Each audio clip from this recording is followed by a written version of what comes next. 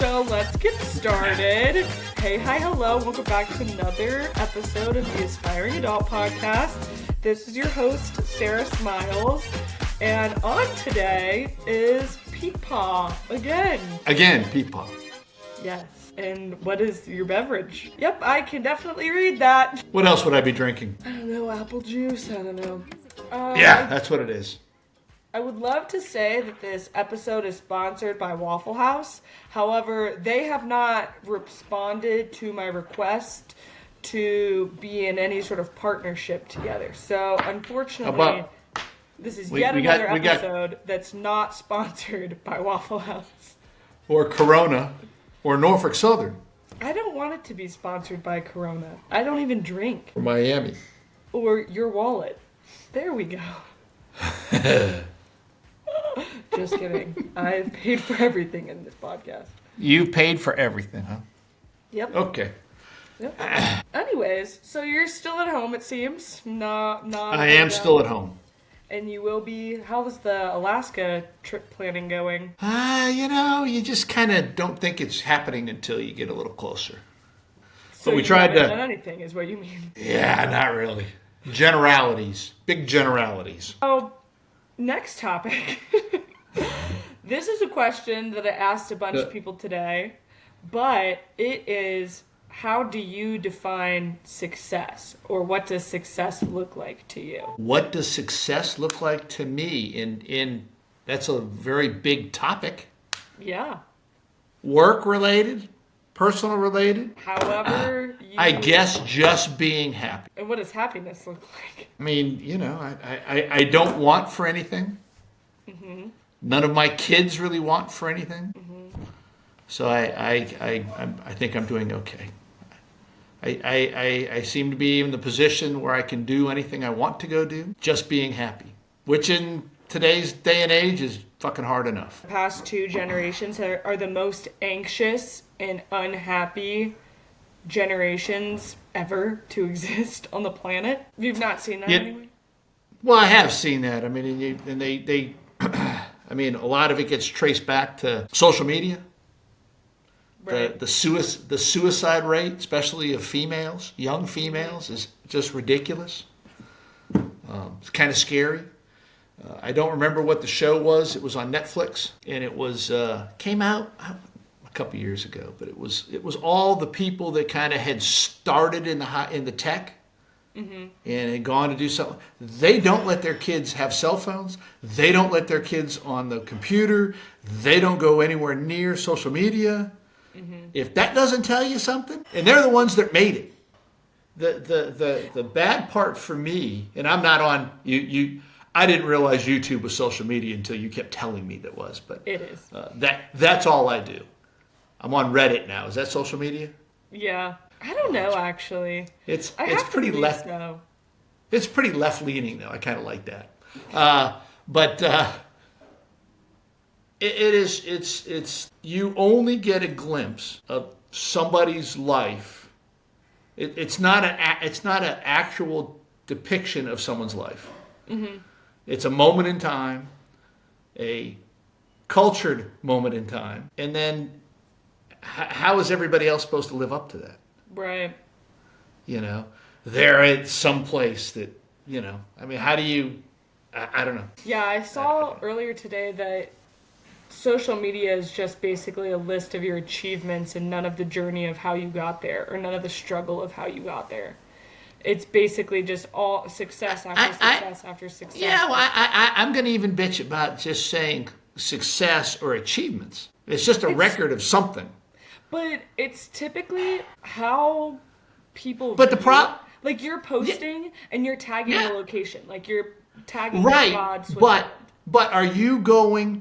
I think at the beginning of somebody's adventure on social media, they're probably going to places that they like.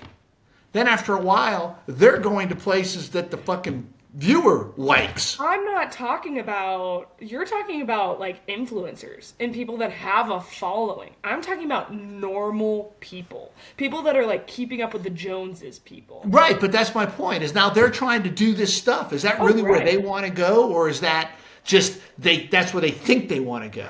You know, it was kind of funny. We went out to the Grand Tetons, and the picture of the, and we went to go take the picture with the. I don't even know if we did. We drove out there to the barn. I don't know. Where you got the barn and the go find the. Okay. But there's a barn and the Tetons in the background. Okay. It's the picture that everybody goes takes. And there was a slew of people walking out there to go get it, and we just drove by. But it was just, I mean, that's, you know, is an interesting picture, yeah, but it's not your picture, you know. Yeah, and I think that also is like this whole big thing, especially recently for me with blue collar.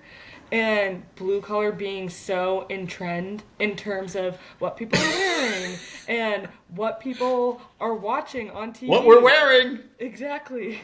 Like, do people, like, for me, I've always liked cowboy boots. I remember vividly walking through the streets of Boston, and I walked past this group of people, and they laughed at me because I had cowboy boots on. And they were all like, yeehaw! Now you see every basic bitch and their mom wearing cowboy boots. I was just telling Gina today, as she asked me for one of my sweatshirts so she could go golfing. Everybody wants to dress like me. Maybe what are you wearing? Right. No, yeah, the thing is, no one ever said you dressed poorly. No one ever said that. No, I'm just out of style by a couple years, and it just every 30 years it swings back around, and I'm good again for about a week, and then I'm out. The thing is, and I keep it forever. That's the new thing. That is going to be the new thing from here on out is capsule wardrobe, which you have had your capsule wardrobe since what? You're 60 now. I don't know when I got this. I really don't. I don't. I have no idea. We might ask your mother, but I have no idea when I got this sweater. Well, you could probably. But I did tell. I did tell you the other day that. How can you gauge by the label? My label looks older than your label, actually.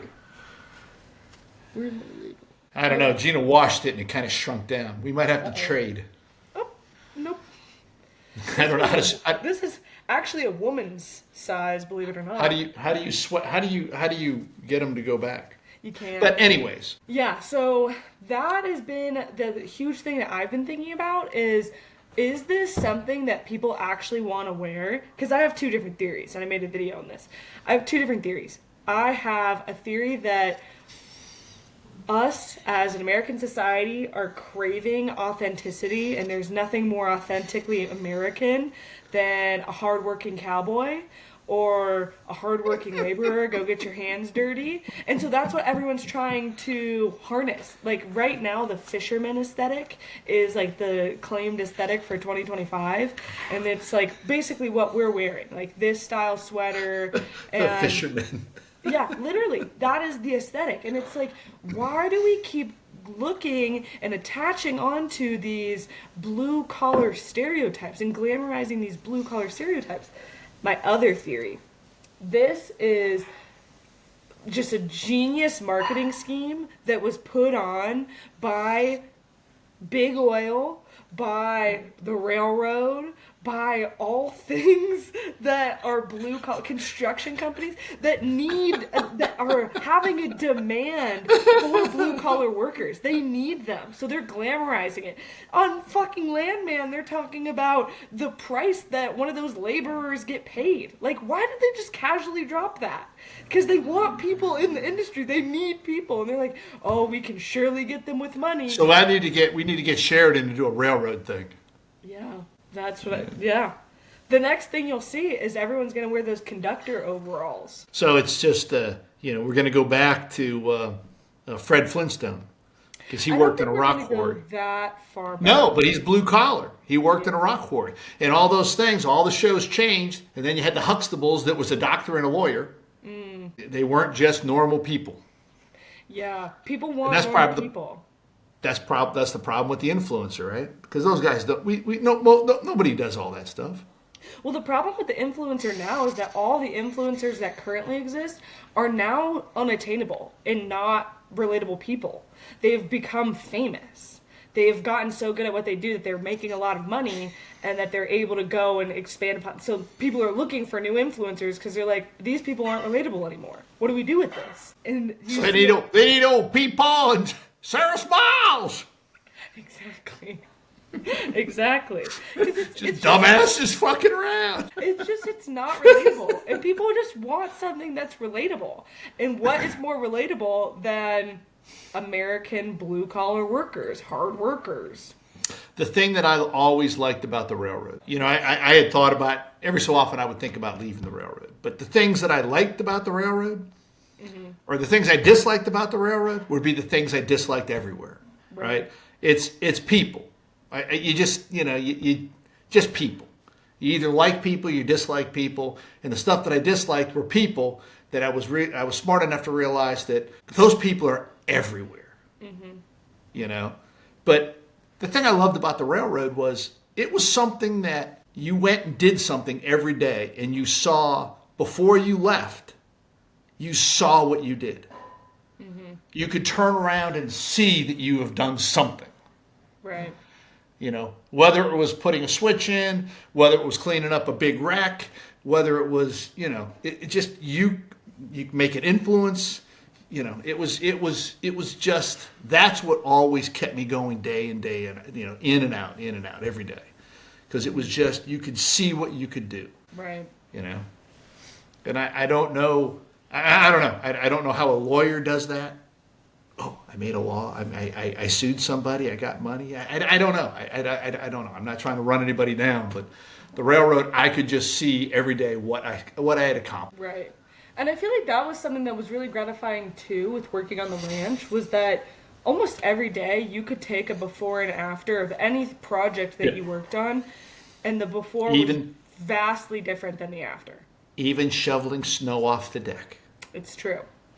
And it was just something that was very satisfying and very rewarding that you don't typically see. It's kind of to make it more relatable, like when you're working on a big project for a class or for school or something, and you have all the tabs open at the top of your screen, and as soon as you submit the project, you close out of all the tabs, and you never have to open them ever again. Like, that is such a relieving and gratifying feeling that you are done. You don't have to look at that ever again, which I think that is what has become the new norm of at least my generation.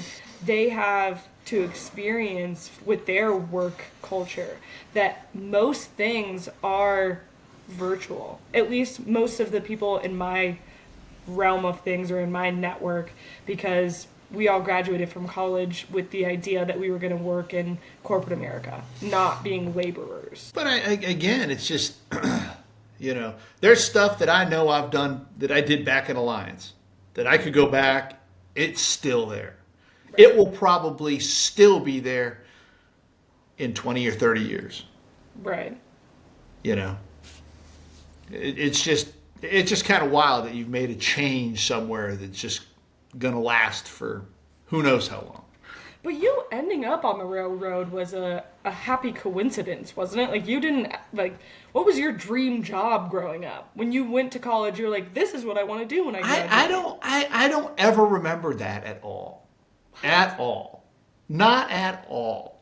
That's weird to me. I went in engineering because I hated English. I didn't want to write a thing. I did not want to write a single word anywhere. I was dyslexic, or still dyslexic. Was? Yeah, was. Well, I can't be a was because it just doesn't matter anymore now. I'm retired. But I just went to engineering. I started out in EE. Ew. And I could not understand the electrons zipping around a wire. Yeah. And I could understand a building is standing there. I did that. That feels like, to me, being that I went through engineering school and I watched some of my friends become English majors, the amount of work that we had to do versus what they had to do is just very different. But you're also probably getting paid a little better now. That's true. When I got out of school, there was no, I guess there was, I don't know, there was no internet. Nobody was on I had a book of construction people, and I wrote like a LinkedIn page in paper form in a book. There was 50 or 100 companies in this book. And I bet you I and then mimeographed. What is a mimeograph? A big machine that you put it on and would go around and go. Yeah. I mean, there's no explanation as to what the mimeograph does. It's a copier. It copies the picture. You put it on there and it copies it. I don't remember how. It uses carbon paper. You had to send people a picture of yourself? No, but you had to send people a letter in the mail with a stamp. Yeah. Yeah. And the railroad and the company I worked for, and I want to say Union Pacific, there was only 2 railroads out of that 100. But I was in 2008, 2008. 89, there was a recession. There was a recession, and so nobody was hiring. Oof. Except for the railroad. They were the only ones. I got out in May, and they hired. There was nobody hired. It was back then. If you were a female engineer, you were. They were all the female engineers got hired, had jobs before getting out of school, and I don't remember but most of us did not have a job coming out of school. Dang, I missed my opportunity. And then the railroad, and I was there for 35 years. Yeah. Yeah, no, when I graduated, it was almost like daunting the amount of companies that are listed on LinkedIn. You have to narrow down what city you want to go to, and then what sector you want to go to. And then, oh my gosh. Like, we weren't even anywhere near that. And then from there, like, if you don't even have a connection to that company, you're not getting hired. It's brutal out there. And I could not. I would almost like to go interview for a job just to see how it would be. No, it is. Milo he interviewed at Trader Joe's. Submitted an application. Submitted a referral letter. Referrals from other. And then went to a grocery store. At a grocery store. Went to his first round interview. They're like, great, we'd love to have you back for another interview. How many times do you have to interview someone to scan something? What? He comes home and he's like, I didn't get the job. I'm like, what do you mean? And he's like, there were 147 applicants at the Denver Trader Joe's. Uh-oh. What? Insane. And it was like, everywhere was like that. Everywhere. Not just Trader Joe's. He would go to restaurants, and they would give him the same runaround. I mean, at construction jobs, that bad also?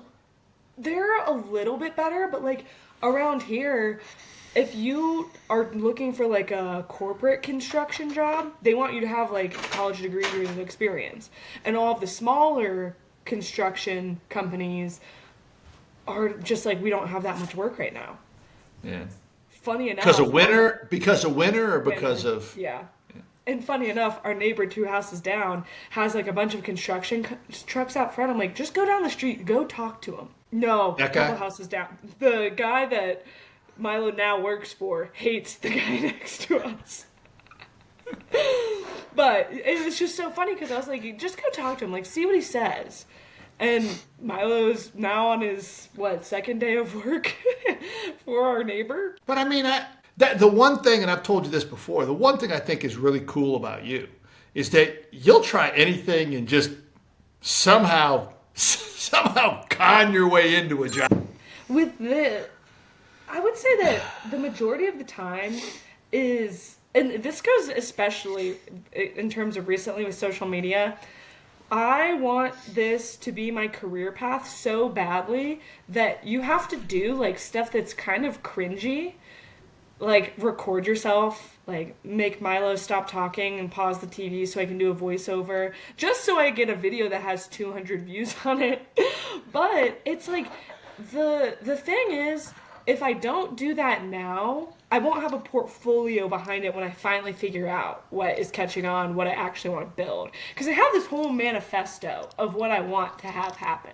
That I want to become my business that I'm running. Beyond just a podcast, beyond just influencing on Instagram. So you have to start somewhere to do that. And the thing is I was never willing to commit to being cringy and being weird and trying stuff on social media until this year, because I was like, corporate America is tough. I want to start a business. This is something I actually really want to start a business in. And if I fail, then so be it. At least I know I tried. No, And that's absolutely. That's how I kind of have viewed everything in terms of my life, whether it was a softball career or my actual career. It's like, if I'm not going to try, how will I ever know? Like, if I'm not good enough. And in some ways, I do regret, like, not applying to Harvard and, like, not applying to some of the Ivy League schools just to see, just to know. The whole thing, I want to, I don't know who said this. I don't know. Maybe it was Tony. But, I just make somebody else tell you no. Right. The biggest problem is you always tell yourself no. Mm-hmm. Just make someone else do it. Yep. Because majority of the time, people want to say yes, and they want to help you. Well, not only that, is they're also looking for someone. Mm-hmm. A lot of times, they're actually looking for somebody. Yeah. I mean, your whole softball career was. You kind of think back on it. I mean, you had the ability to do it. Mm-hmm. At the beginning, when Becky called, oh, you don't want to be on that team. You're going to be on our team. And the only reason you picked is because Maddie knew Nico, heard Nico's name.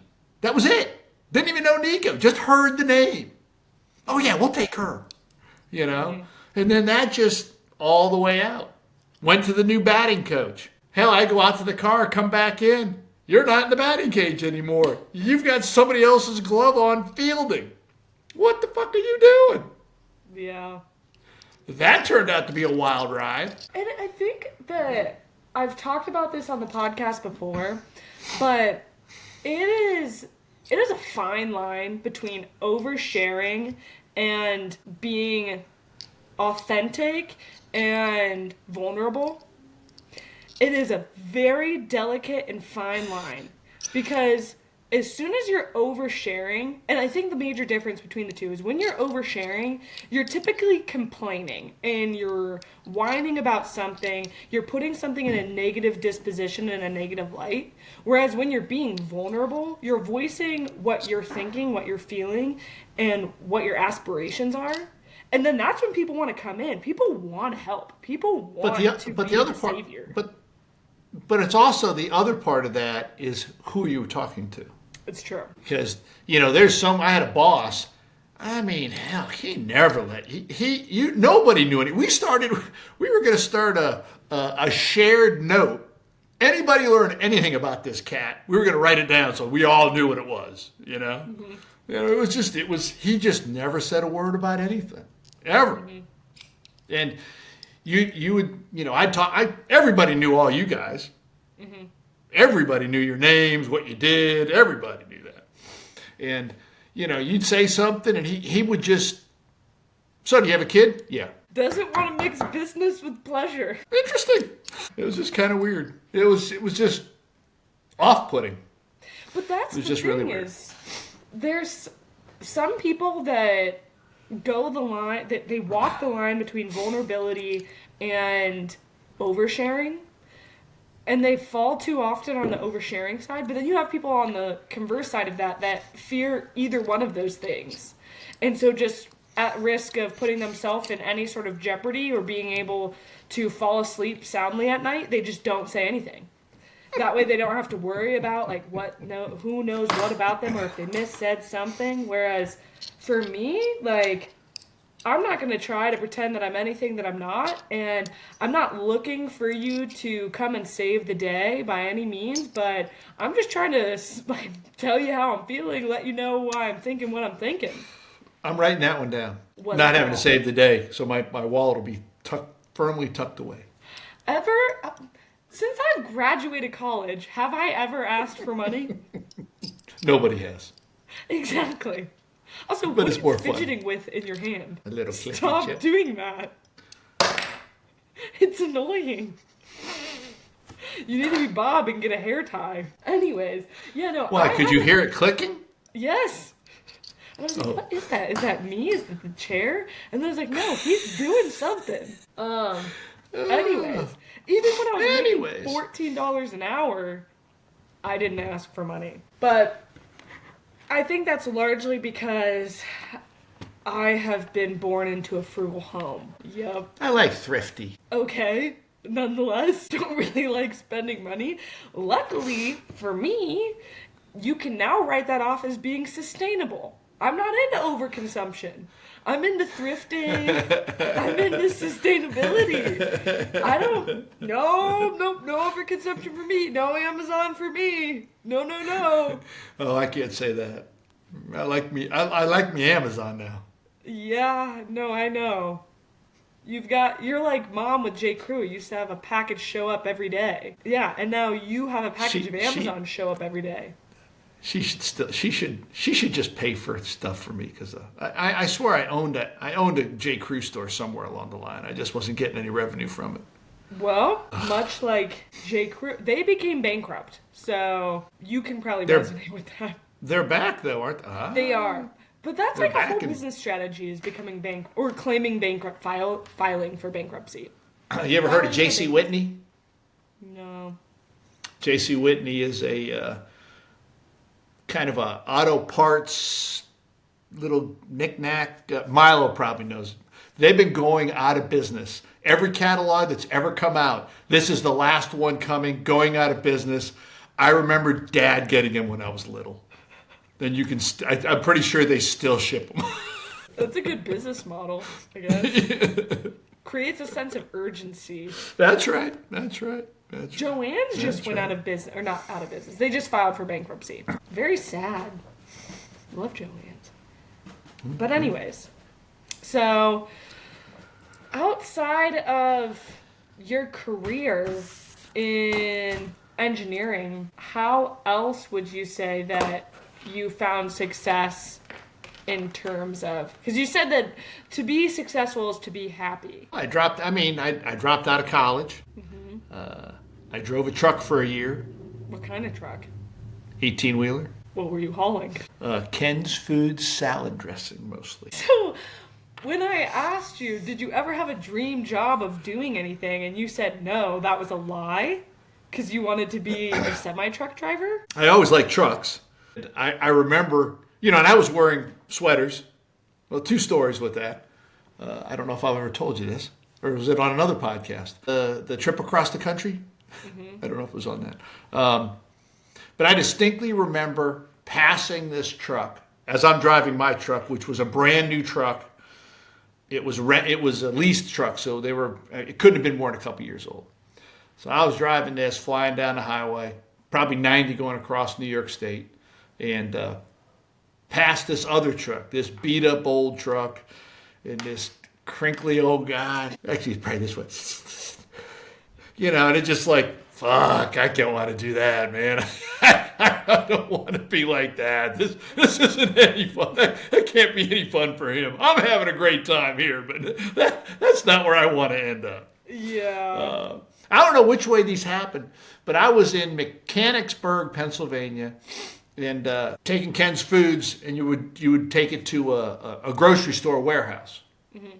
Not to the grocery store, but to the warehouse. Right. Every warehouse had their own shelving unit with a pallet that the stuff sits on, the wooden pallets. Every store, every warehouse's shelving unit was a different fucking size.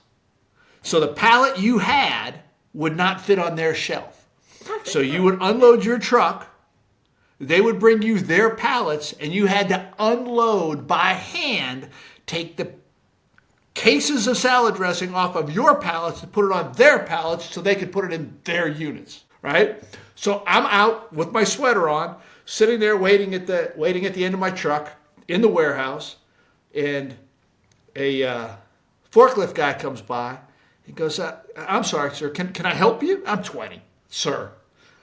I guess because I had a sweater and maybe a collared shirt on underneath, right?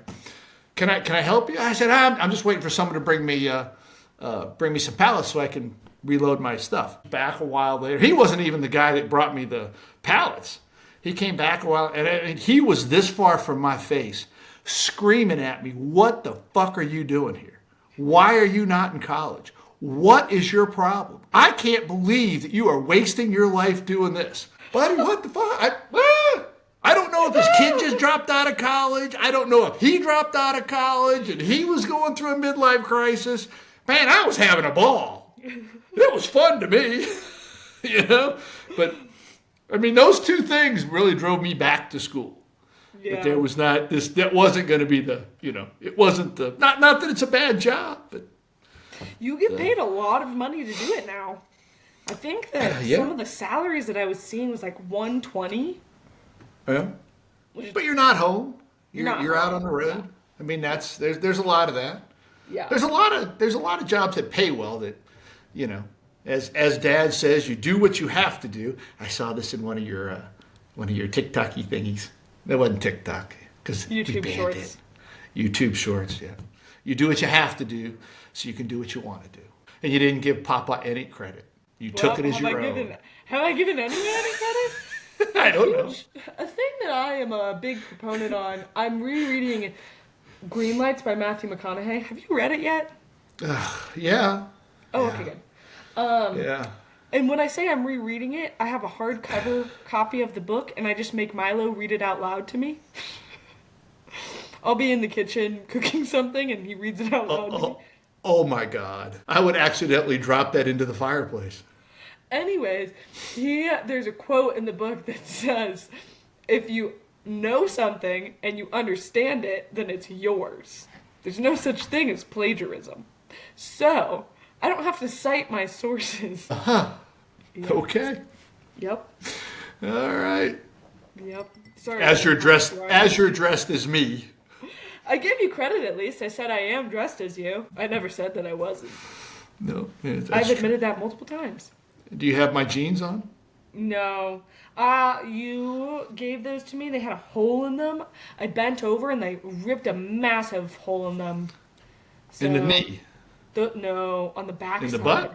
Yeah. Really? So those are going to be decommissioned and put into shorts. What's that say about your backside? No one ever said that was small. No one ever said that. No one ever said that. Right. But anyways, I feel like I left the ranch for a very similar reason to why you left trucking. Because although the ranch was awesome, was fun, it was fun. And I felt like a little kid because I was a little kid. And I was sharing a house with 10 other girls, and I knew what freedom was like. I had my own apartment in Boston. Right. I had my own apartment in San Diego. Yep. Like, I knew what being an adult was like. And then to go regress back to that way of life, I was like, ooh. And then the only other options was to rent an extremely expensive house in the mountainside, because that Steamboat area got so expensive that even those places got super expensive to rent. I was like, $14 an hour isn't going to cover this, I'll tell you what. And didn't really leave to see anyone, didn't really take the time to make time for friends and family. And I was like, ooh, as much as I love this, I will come back to it at some point in my life.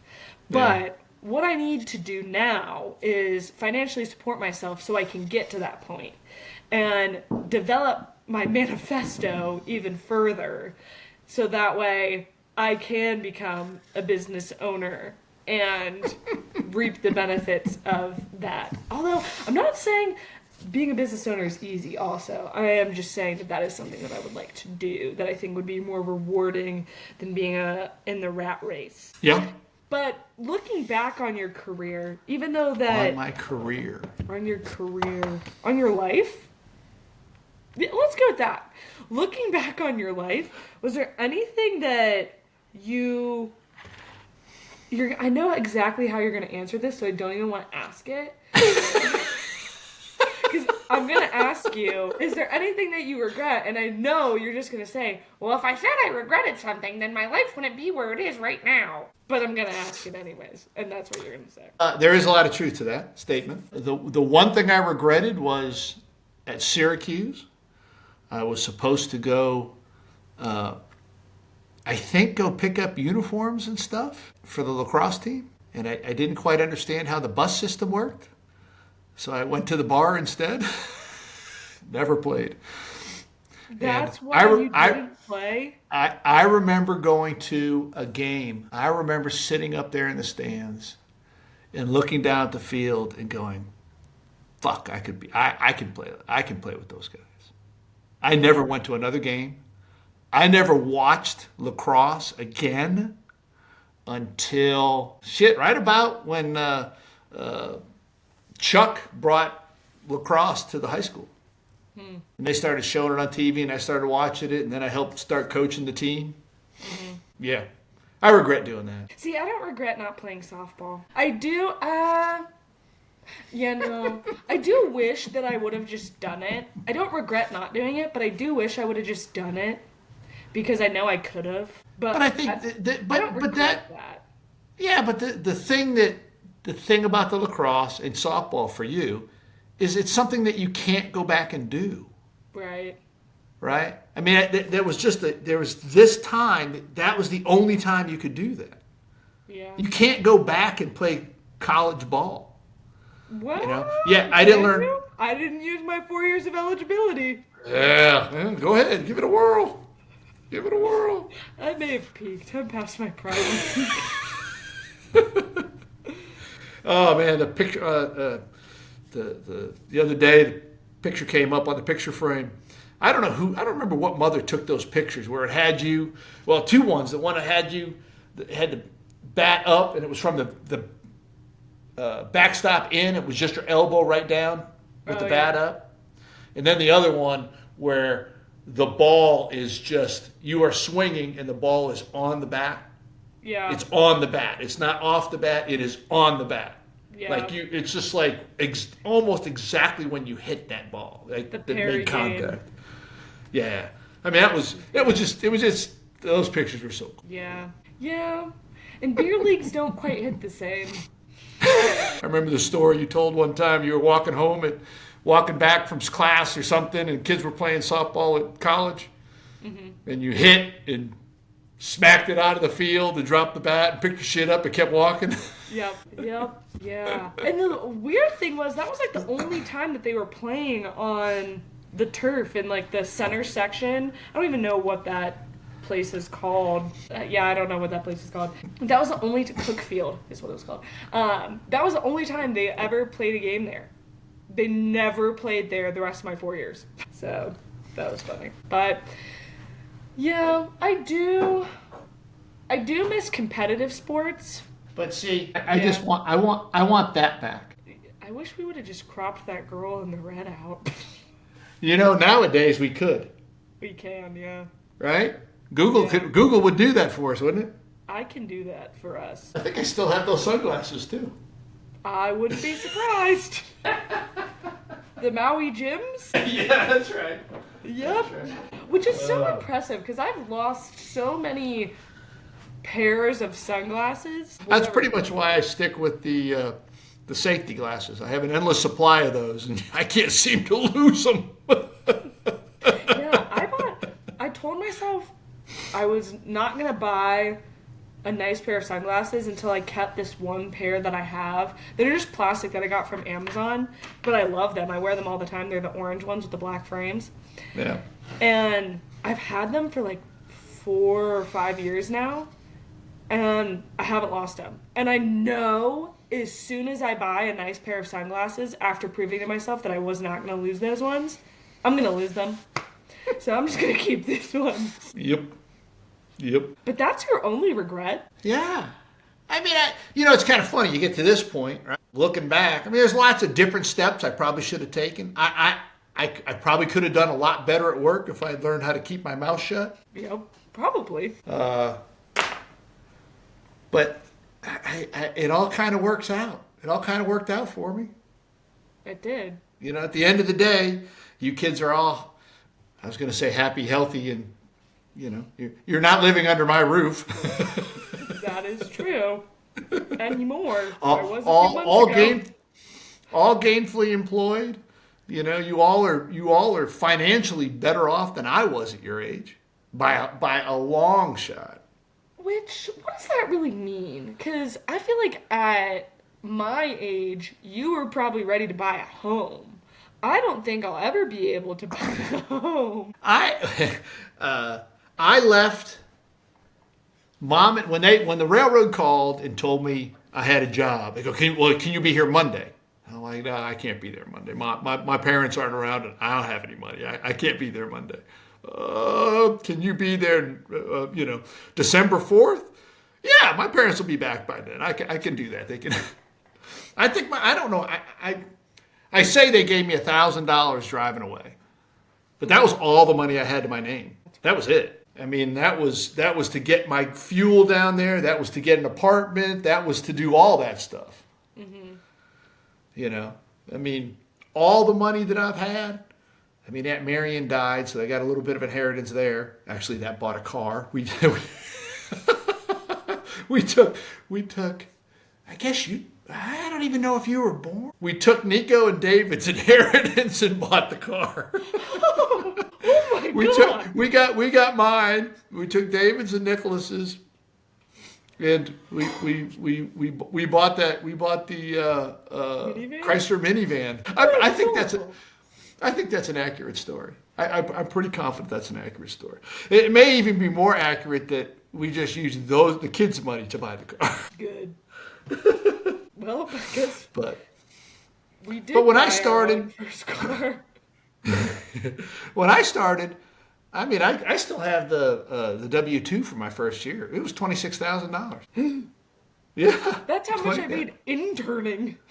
Yeah, no, I made less. That was as a management trainee, I made less than a foreman. Where the hell is What? that? That's insane. Oh, I don't know where it is, but yeah, it was like $26,000. Damn. Nope. Oh, there it is. I take it back. It was $28,264.92. Yeah, but did you feel like that was a lot of money? Like, were you living comfortably, or were you like? I pay. You know what I mean? I don't know if any of those I met my obligations. Yeah. You know what I mean? But I don't know. I never felt like I had money until you kids were in high school. Wow. That I never felt like I had, just fuck off money. Yeah. Until you guys were in high school. Which is weird because we went on vacation every year. Right, but I mean that was all part of the budget. That was everything budgeted. We lived, we did not that we, but I had money that I had extra money. Okay. I mean that year with the softball team. Shit, that was 10 or 12 grand that wasn't in my plan. That we just went through in what, 2.5 months? Yeah. That's crazy. I mean that wasn't in my plan. Wonder how people afford that. Like Law, like thinking about their family, they have 3 girls playing travel softball. That's a ton of money. Yeah. Holy. Well, at least they saw a return on investment. Every single one of them went and played college softball. Crazy. Yeah, crazy.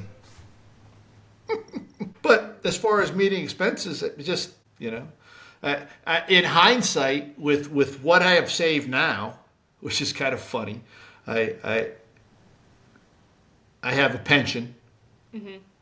which is not really heard of. I don't get Social Security. I get railroad retirement. Mm-hmm. In all that, I'm going to make close to 6 figures. Yeah. In retirement. Yeah. Most Social Security. What's the average? Oh, if you go look up Social Security, it's like $30,000. Yeah. So I mean, I saved a lot. I maxed out my 401k every time, every year. I put everything I could into it. I've asked you guys before, do you think we didn't do something? But, do I have too much money now? You don't know until you're in. I mean, I always told Mom and Dad they're best, if they die with their last dollar putting the tombstone up, they had a really good budget. Yeah. But, now's the time to go do it. I think. Speaking of that, now next, I texted this to Nico and Hannah yesterday, but I should have sent it to the big group chat. But we need to go to a safari next summer. Why are you texting Nico and Hannah and not me? Sorry, I'll send it to you now. We need to make a list of things we need to go knock off the list.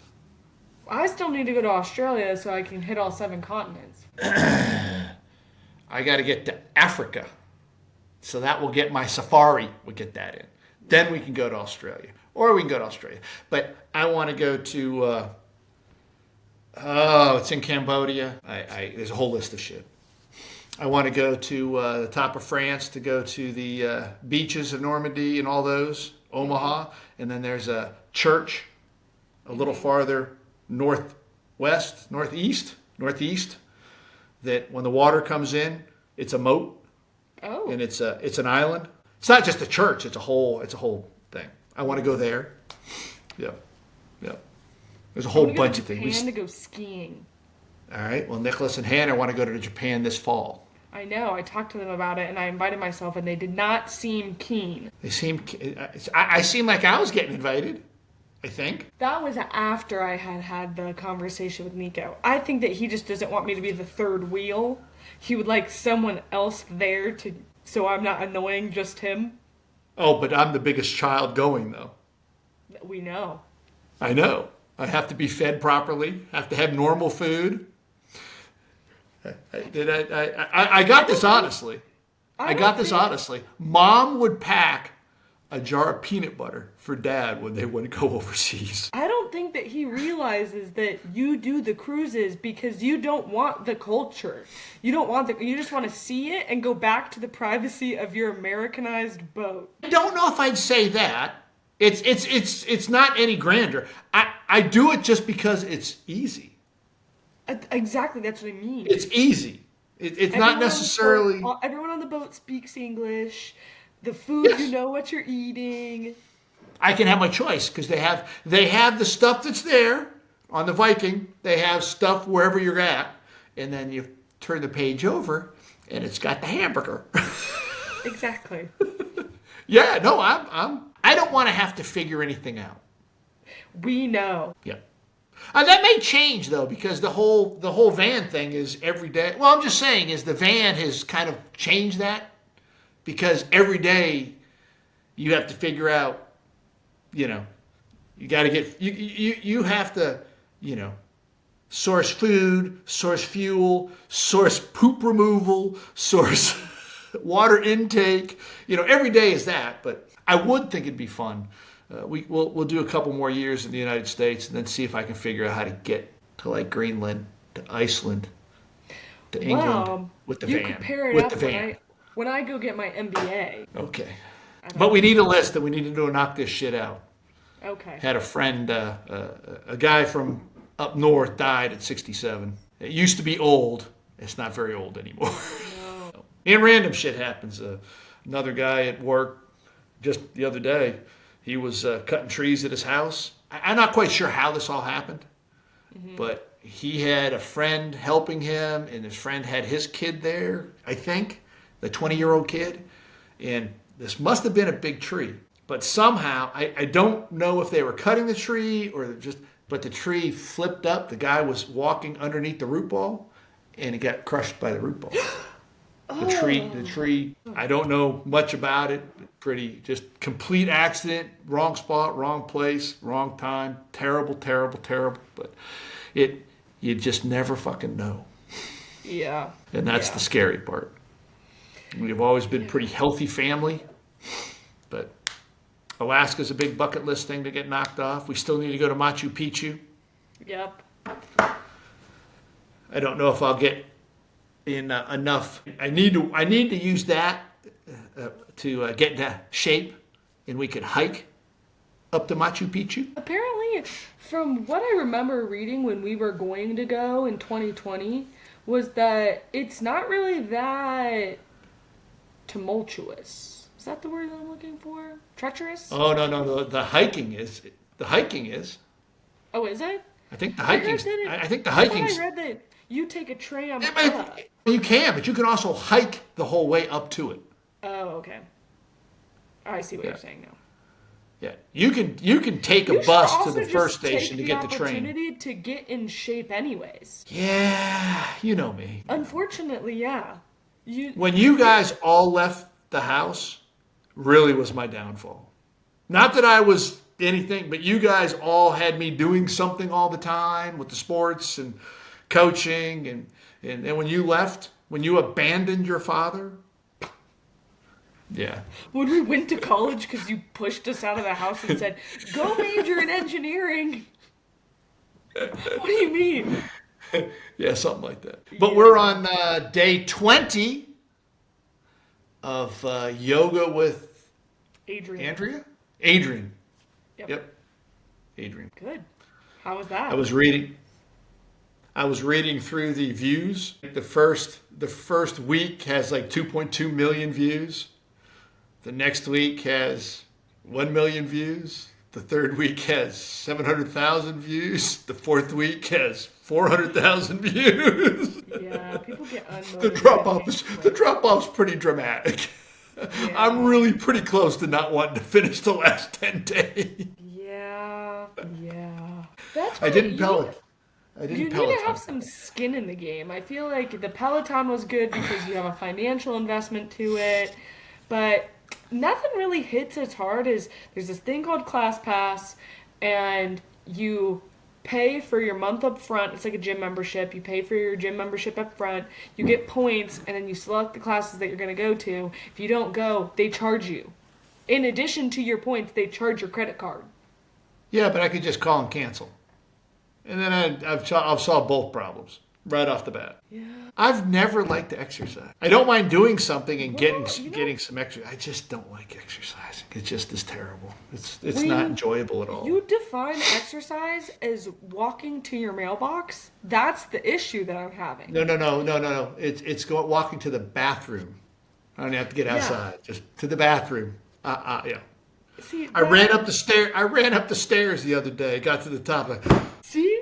Why do you want to live like that? Want to? I'm waiting for the new drug. Nothing about it.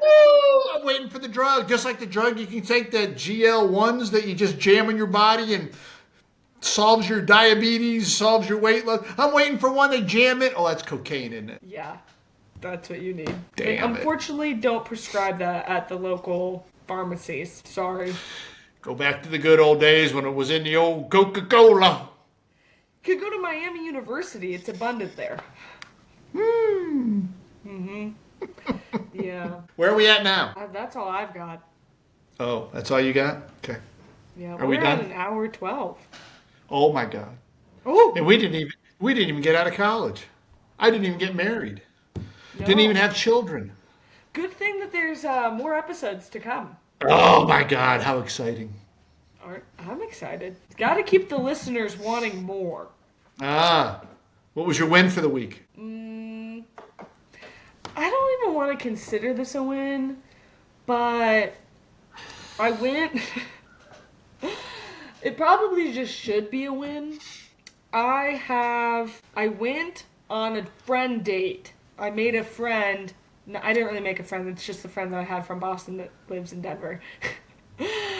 I went to dinner with a friend, and then I went to yoga with that same friend 2 days later, and then I went skiing with that same friend.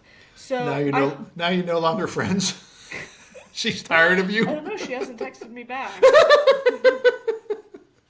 That button on my hat's killing me. The reason why I don't want to call it a win is because I think our last episode together, I said that I really had no motivation to hang out with anyone. So I guess that's a step in the right direction, but I guess that's my win for the week. I didn't ski alone, so I didn't have to pay the carpool fee. What was your win of the week? I haven't done anything. Oh, of course not. The retirement stuff, I Peloton. Well, I guess the win is doing the yoga. They're 20 days in, and I usually Peloton just about every day. Do you still get that on your watch? I don't. I don't know why. I get your shit. Did you turn yours off for me then? I don't remember the last time I saw yours. It may just be when I'm at work and it's just not. You think I actually know how to do that stuff? Did you see that I had my longest swim last week? Maybe that's my No. week. No, Yep. I did not. Longest swim since high school. You know, Dad, they don't want you to stop. They did. You got to keep swimming. That was You know what? And I'm grateful that I learned how to swim in high school. That way, I can be like an actual adult and go swimming and know how to swim without like needing to look like an idiot flopping around in the water. I will always remember you coming home from swim practice, and it just looked like you got mugged. That first week or 2 weeks, it just looked like you had gotten beat up on the way home. Your eyes were like black and blue. Dad, I had a cramp. They really don't want you to stop in the middle of a lane. The thing is now that I'm swimming again, I'm like, I don't know how I ever did this daily. Like, I don't know how I even did multiple laps at a, like, it's insane to me. That was also what I heard when I learned the phrase all those fucking cardio kids. Oh my god, they literally are born in the water. Well, it wasn't that, because they usually ran track, and then they ran, or they played soccer, and then they did swimming, and then they did track. Worse. They all did cross country, they all did swim, and they all did track. I was like, okay.